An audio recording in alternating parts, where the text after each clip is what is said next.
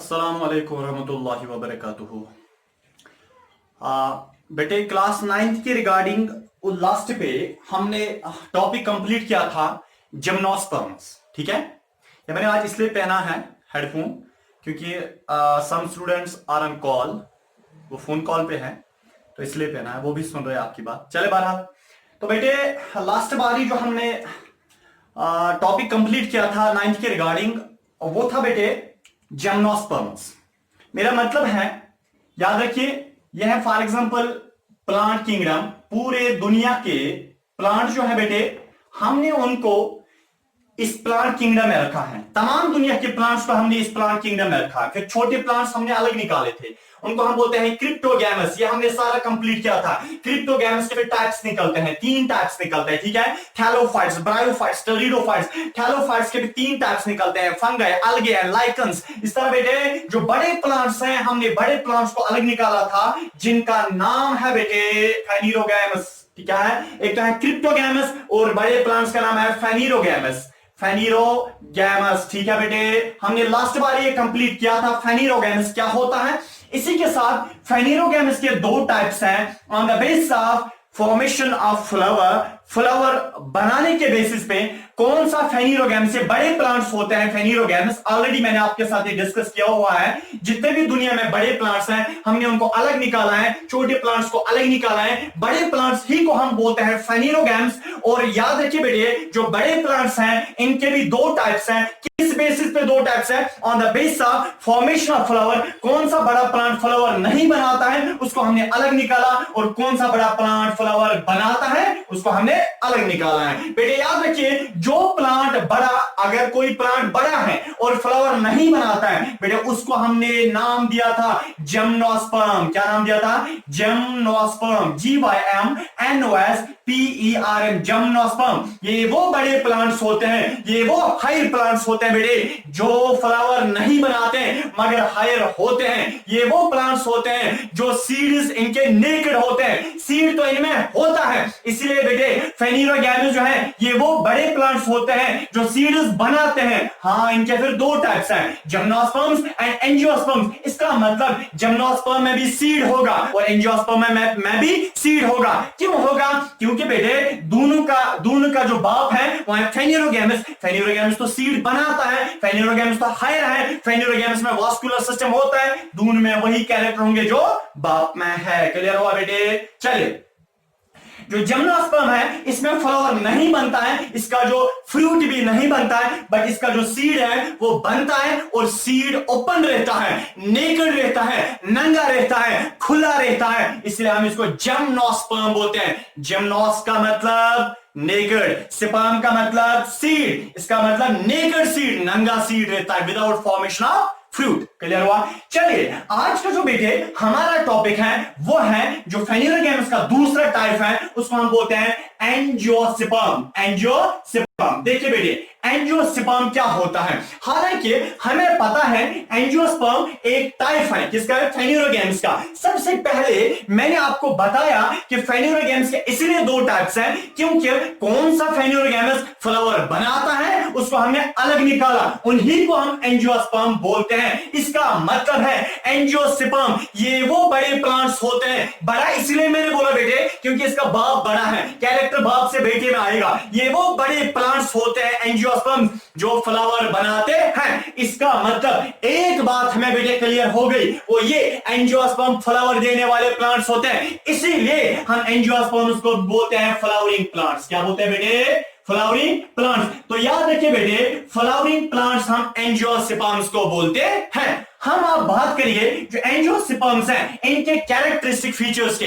Character पढ़ने से पहले हमें पता होना चाहिए, जैसे हमने हर एक टॉपिक में कंप्लीट किया था, कि स्पीशीज कितनी होती है। याद रखिए बेटे, जो एंजियोस्पर्म्स हैं इसकी दुनिया में टोटल 2,70,000 स्पीशीज होती है। मीन्स के 2,70,000 स्पीशीज होती है। 2,70,000 स्पीशीज है। और एबेंडेंट प्लांट्स दुनिया में यही है।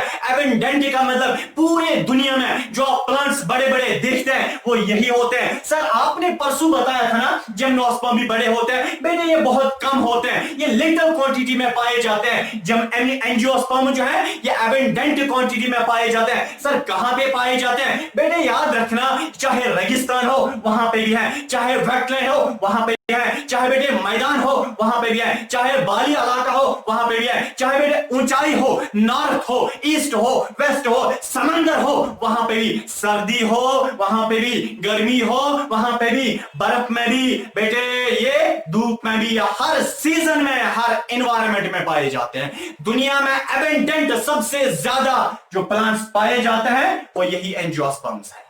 क्लियर हुआ?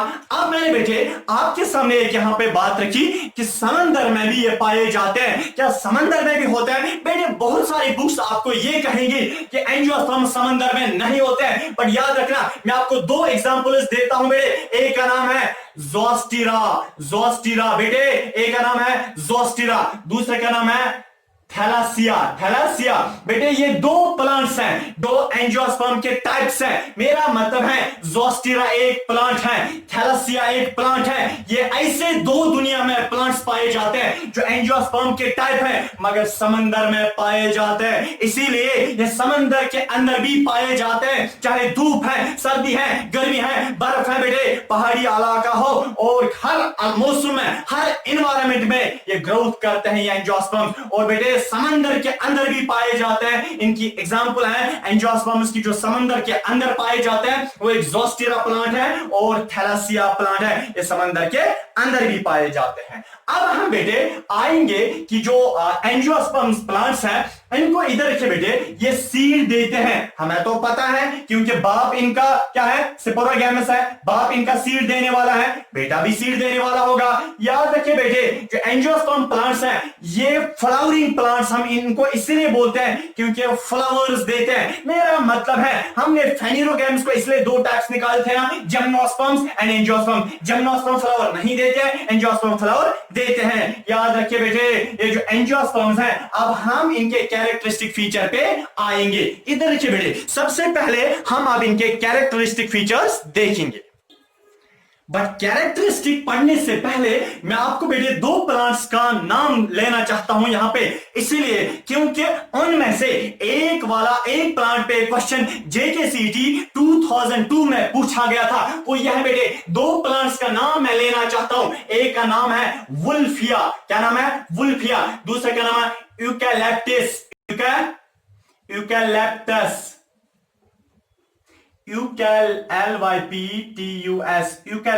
देखिए बेटे एक प्लांट है जिसका नाम है वोल्फिया, दूसरे का नाम है यूकैलिप्टस। अरे मैं किन प्लांट्स की बात कर रहा हूं? एंजियोस्पर्म्स के। दुनिया में 2,70,000 स्पीशीज हैं एंजियोस्पर्म्स के।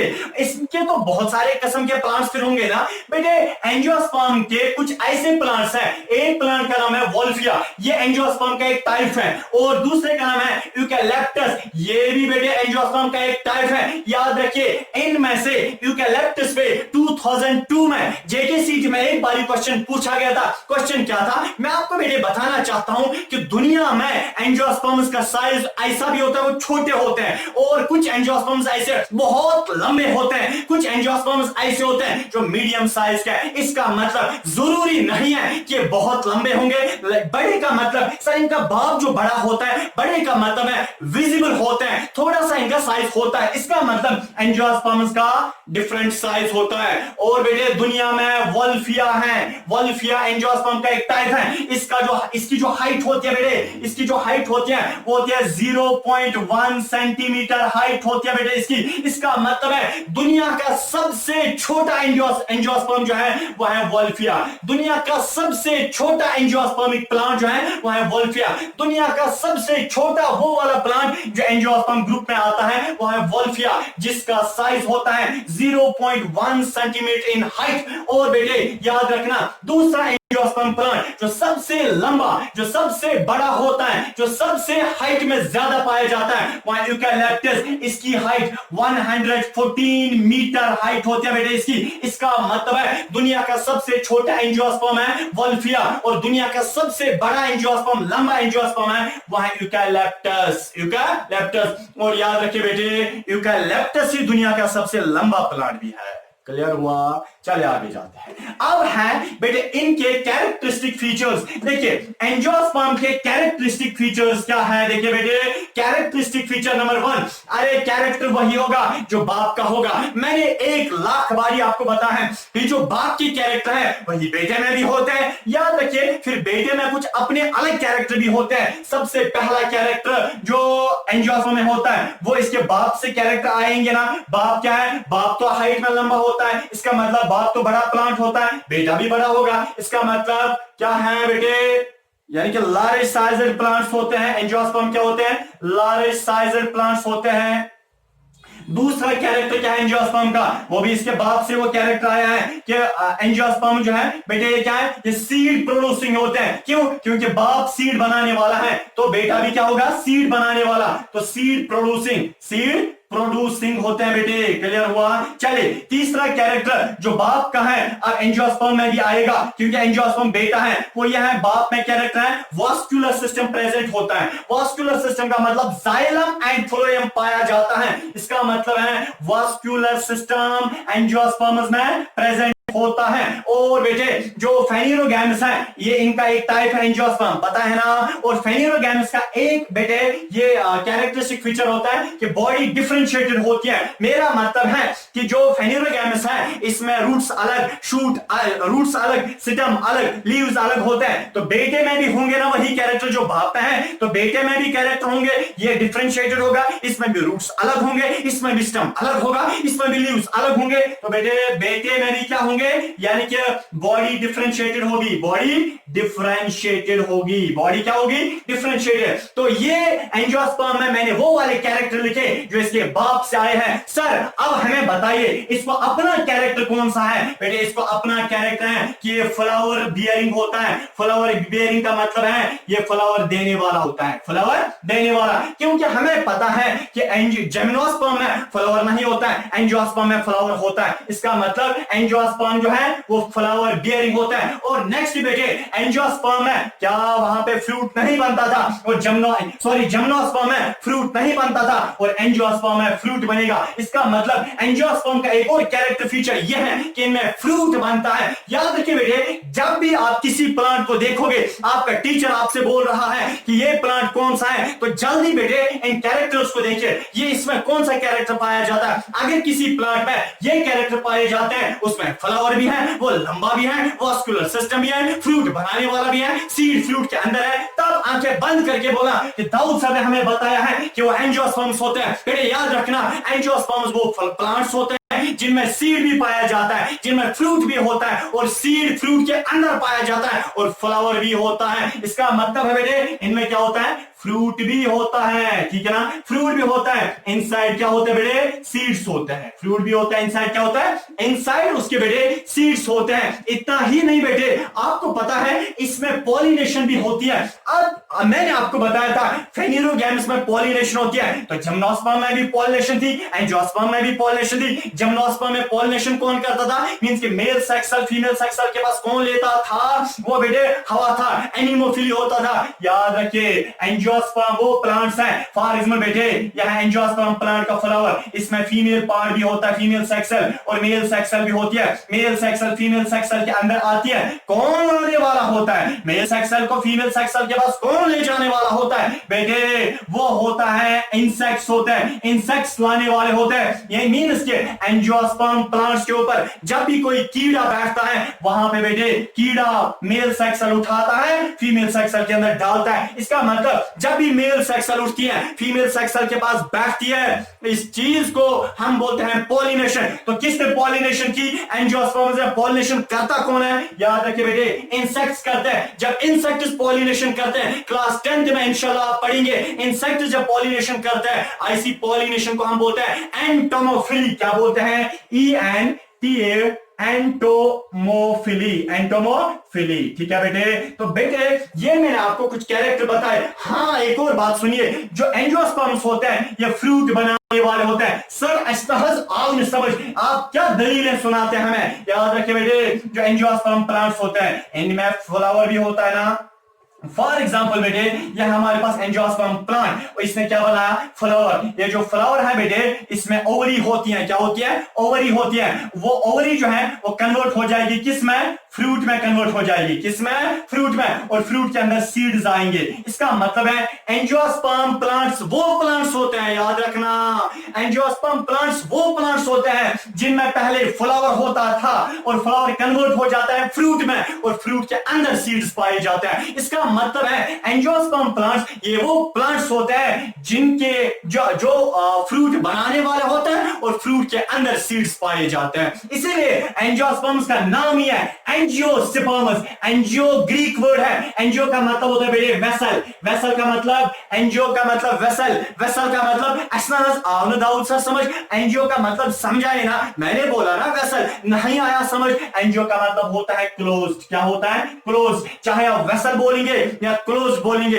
वेसल मींस नाली, खून की नाली जो है, खून रहता है ना नाली के अंदर बंद, इसीलिए इसको हम एंजियोस्पर्म्स बोलते हैं। Angiosperm means, angio means close, sperm means seed. ये सीड क्लोज रहता है, सीड बंद रहता है। सीड क्या हो रहता है बेटे, किसी अहाते के अंदर बंद रहता है। किसके अंदर बंद रहता है, फ्रूट के अंदर बंद रहता है। अब हम बेटे इस एंजियोस्पर्म जो है इनके हम टाइप्स देखेंगे, ये इसके कैरेक्टरिस्टिक फीचर हमने देखे। अब बेटे हम इनके दो टाइप्स देखेंगे। मींस के एंजियोस्पर्म जो है इनको हमने दो टाइप्स निकाले हैं। एक को हम बोलते हैं डाइकोटालिडनस, डाइकोटालिडनस, और दूसरों को हम बोलते हैं बेटे मोनोकोटालिडन्स। क्या बोलते हैं,